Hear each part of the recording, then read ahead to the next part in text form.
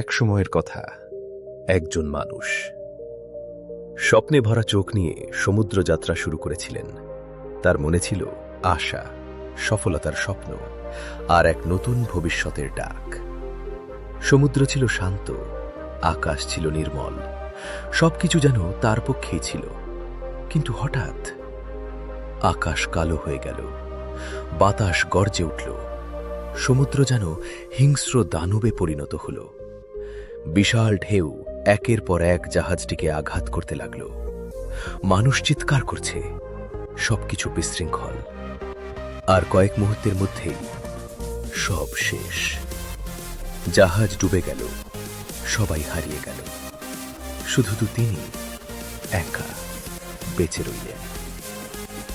ভেসে ভেসে থাকার পর তিনি পৌঁছালেন এক নির্জন দ্বীপে। প্রথম দিন তিনি আকাশের দিকে তাকিয়ে বললেন, ঈশ্বর, এত কিছুর পরও আমি এখনো বেঁচে আছি। কিন্তু দ্বিতীয় দিন থেকে শুরু হলো আসল পরীক্ষা। চারদিকে শুধু নীরবতা, না কোনো মানুষের শব্দ, না কোনো আশার আলো। প্রতিদিন তিনি সমুদ্রের দিকে তাকিয়ে থাকতেন, চোখে একটাই প্রশ্ন, আজ কি কেউ আসবে? একদিন, 2 দিন, 1 সপ্তাহ, তারপর মাস কেটে গেল, কেউ এলো না। একসময় তিনি ভেঙে পড়লেন, বরং নিজেকেই বললেন, অপেক্ষা করে লাভ নেই, এখন লড়াই করতে হবে।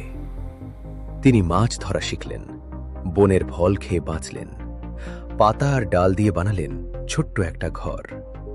জীবন ছিল কঠিন, কিন্তু তিনি হাল ছাড়েননি। তারপর একদিন সকালে খাবারের খোঁজে জঙ্গলে গেলেন। ফিরে এসে তিনি স্থির হয়ে গেলেন। তার ছোট্ট ঘরটা আগুনে পুড়ছে।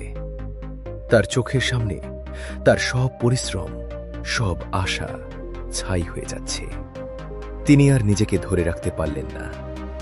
মাটিতে বসে কাঁদতে কাঁদতে বললেন, হে ঈশ্বর, তুমি আমার সাথে এমন কেন করলে? আমার কি আর কিছুই বাকি রাখলে না? তার হৃদয় তখন ভেঙে চুরমার, মনে শুধু অন্ধকার। কিন্তু ঠিক তখনই দূরে সমুদ্রের বুকে একটি জাহাজ, ধীরে ধীরে সেটি তার দিকে এগিয়ে এলো। তিনি বিশ্বাসই করতে পারছিলেন না। উদ্ধারকারীরা এসে বলল, আমরা দূর থেকে ধোঁয়া দেখেছি, তাই বুঝেছি এখানে কেউ আছে। তিনি স্তব্ধ হয়ে গেলেন। যে আগুনকে তিনি অভিশাপ ভেবেছিলেন, সেটাই ছিল তার জীবনের সবচেয়ে বড় সংকেত। তার চোখে জল এলো, কিন্তু এবার সেই জল কষ্টের নয়, কৃতজ্ঞতার। জীবন এমনই, অনেক সময় আমরা যা হারানো মনে করি, যা ভেঙে যাওয়া মনে করি, সেটাই হয়তো আমাদের জন্য নতুন দরজা খুলে দেয়। তাই কখনো হতাশ হয় না। ঈশ্বরের পরিকল্পনা সব সময় নিখুঁত, আর আমাদের কল্পনার চেয়েও অনেক বেশি সুন্দর।